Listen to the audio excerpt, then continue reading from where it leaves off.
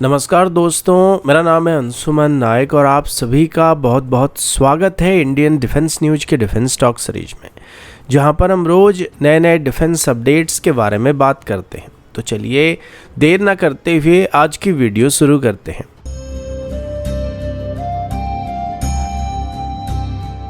आज की पहली अपडेट एमका की इंजन प्रोग्राम की तरफ से है। अभी भारत की most critical defence project advance medium combat aircraft यानी एमका के इंजन डेवलपमेंट को लेकर एक नया ट्विस्ट देखने को मिल रहा है, क्योंकि अभी जापान की तरफ से ऑफिशियली भारत को एक advance turbofan engine IHI XF9-1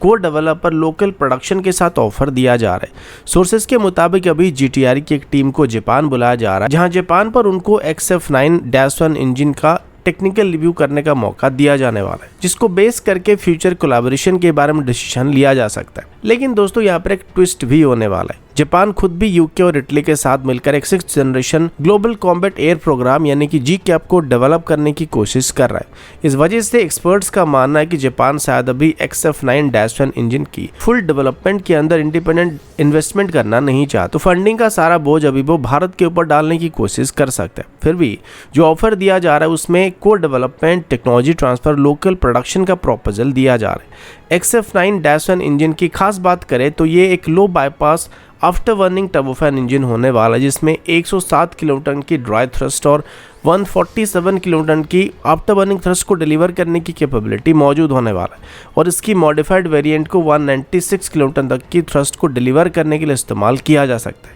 इस इंजन में एडवांस मेटल जैसे सेरेमिक मैट्रिक्स कंपोजिट्स और निकल कोबाल्ट सुपर एलॉय का इस्तेमाल किया गया, जो कि 1800 डिग्री सेंटीग्रेड तक की हाई टेम्परेचर के अंदर भी आराम से ऑपरेट कर सकता है। साथ ही इसमें 3D थ्रस्ट वेक्टरिंग नोजल और 180 किलोवाट का ऑनबोर्ड जनरेटर भी मौजूद होने वाला, जो कि AI बेस्ड एवियोनिक्स और लेजर वेपन इंटीग्रेशन के लिए आगे चल के यूजफुल हो सकता है। लेकिन यहाँ पर काफी सारे चैलेंजेस भी हमारे सामने आ सकते हैं, क्योंकि भारत को अभी एक ऐसे इंजन की जरूरत है जिसका ड्राई थ्रस्ट आउटपुट 73 से 75 किलोटन के बीच होना चाहिए, ताकि बिना आफ्टर बर्नर को इस्तेमाल किए सुपर क्रूज को अचीव किया जा सके।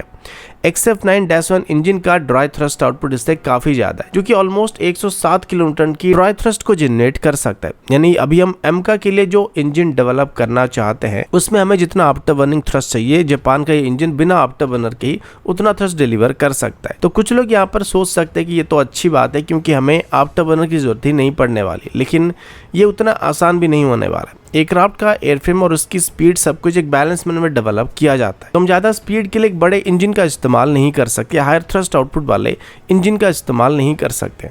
इसके अलावा XF9-1 इंजन का लेंथ भी 4.8 मीटर होने वाला है, जो कि जनरल इलेक्ट्रिक 414 से 1 मीटर लंबा होने वाला है। तो ये फिलहाल एमका की एयरफ्रेम में फिट नहीं हो सकता है, तो इसे अभी एमका में इस्तेमाल करने के लिए हमें एमका की इंजन में और इसकी पूरी एयर स्ट्रक्चर को दोबारा से बदलने की जरूरत पड़ने वाली, या फिर सेम इंजन का एक डेरिवेटिव वेरिएंट को बनाने की जरूरत पड़ने वाली, जो कि एमका के इंजन में फिट हो सकता है। दोनों ही केस में इंजन एमका के लिए सुइटेबल नहीं लग रहा है, क्योंकि करंट स्टेट में ये इंजन हमारी किसी भी एयरक्राफ्ट यानी कि Tejas mark 2 twin engine deck based fighter या फिर एमका में इस्तेमाल नहीं किया जा सकता, जिस वजह से अभी रोल्स रॉयस और सफरान के ऑफर को ज्यादा कंसिडर किया जा रहा है।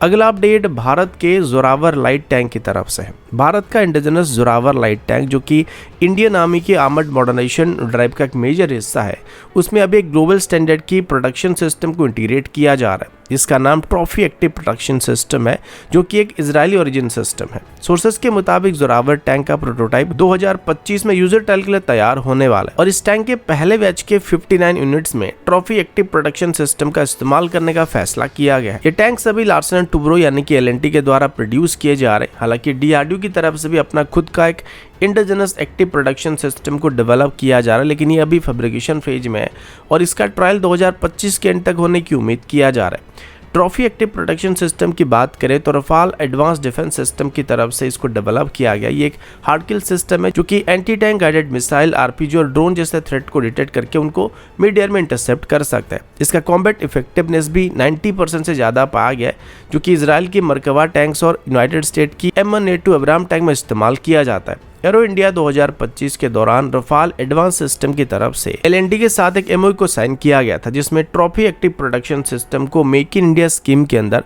भारत में मैन्युफैक्चर करना और कस्टमाइजेशन करने का प्लान किया गया था। ये सिस्टम काफी कॉम्पैक्ट और व्हीकल एग्नोस्टिक है, जिस वजह से इसको किसी भी प्लेटफॉर्म पर आसानी से इंटीग्रेट किया जा सकता है। इस वजह से ये जोरावर टैंक के लाइटवेट और एयर मोबाइल डिजाइन के साथ परफेक्टली कंपैटिबल होने वाला है। अब इस एक्टिव प्रोडक्शन सिस्टम का फ्यूचर अभी जोरावर टैंक तक ही सीमित नहीं होने वाला है, क्योंकि इंडियन आर्मी के पास अभी 1200 से ज्यादा T90 विस्मत टैंक भी मौजूद है और उनकी मॉडर्नाइजेशन प्रोग्राम के अंदर इसमें ट्रॉफी एक्टिव प्रोडक्शन सिस्टम को इंटीग्रेट करने का प्लान बनाया जा रहा है। अब तक हमारे T90 टैंक सिर्फ कॉन्टैक्ट 5 एक्सप्लोसिव रिएक्टिव आर्मर और कंपोजिट आर्मर के ऊपर डिपेंडेंट थे, लेकिन मॉडर्न वॉरफेयर में ड्रोन, स्वाम और प्रिसिशन मुनिशन के खिलाफ ये अभी इतना इफेक्टिव नहीं रहे, जिस वजह से एक एक्स्ट्रा लेयर की प्रोटेक्शन के लिए अभी इसमें ट्रॉफी जैसे एक्टिव प्रोडक्शन सिस्टम को इंटीग्रेट करने का प्लान किया जा रहा है, जो कि इनकी सर्वाइबिलिटी को काफी हद तक इंप्रूव करने वाला है।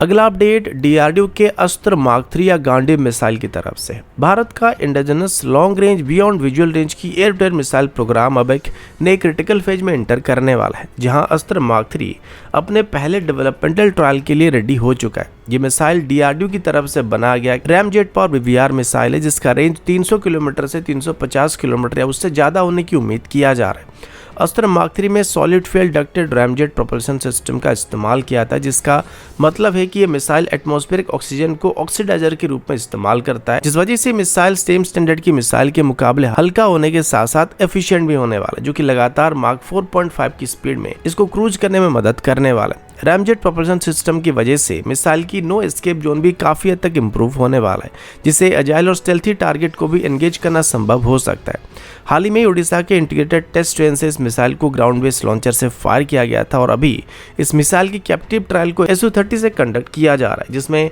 मिसाइल के रडार और एवियोनिक्स को टेस्ट किया जा रहा है और अभी जल्दी इसकी लाइव फायरिंग एक्सरसाइज और इसकी हाई स्पीड इंटरसेप्शन ट्रायल को करने की बात की गई है। लेकिन सबसे बड़ी खास बात यह कि अभी DRDO की तरफ से अस्त्र मार्क 3 की प्रोडक्शन मॉडल में एक मेजर अपग्रेड करने का प्लान किया जा रहा है, जिसमें अब इन मिसाइल में gallium arsenide based AESA Sikar के बदले gallium nitrate based AESA Sikar का इस्तेमाल करने का फैसला किया जा रहा है। Gallium nitrate based Sikar power efficiency, jamming resistance और थर्मल टॉलरेंस में गैलियम आर्सेनाइड बेस्ड सीकर से बहुत ज्यादा सुपीरियर होने वाला है। ये स्टीकर स्टेल्थ फाइटर जेट और इलेक्ट्रॉनिक वॉरफेयर प्लेटफॉर्म के खिलाफ ज्यादा इफेक्टिव टारगेटिंग को प्रोवाइड करने वाला है। इसके अलावा अस्त्र मार्क 3 को अभी 2 अलग अलग वेरिएंट में डेवलप करने की बात DRDO की तरफ से किया जा रहा है। इसमें से एक इसका नॉर्मल SFDR वेरिएंट होने वाला और एक बूस्टर असिस्टेड वेरिएंट होने वाला, जो कि इसकी रेंज को फर्दर इंप्रूव करने की उम्मीद किया जा रहा है और बूस्टर असिस्टेंट वेरिएंट के साथ इसका रेंज 400 किलोमीटर से ज्यादा होने की उम्मीद किया जा रहा है और इसका फुल स्केल प्रोडक्शन 2030 तक स्टार्ट करने का प्लान किया जा रहा है। अगला अपडेट भारत के ATGS आर्टिलरी सिस्टम के नए अपग्रेडेड प्रोग्राम की तरफ से। DRDO के फ्लैगशिप आर्टिलरी प्रोजेक्ट यानी कि advance stored artillery gun system यानी कि ATGS अभी एक नए फेज में एंटर करने वाला है, जहां इसकी रेंज को अब 80 किलोमीटर से ज़्यादा तक एक्सटेंड करने का प्लान किया जा रहा है। DRDO के ARD लैब की तरफ से अभी एक नए स्मार्ट और प्रिसिशन गाइडेड मुनिशन को डेवलप करने की बात की जा रही है, जिसमें NavIC based guidance system, laser targeting system और रैमजेट प्रोपल्शन सिस्टम जैसे नेक्स्ट जनरेशन टेक्नोलॉजी का इस्तेमाल किया जाने वाला है।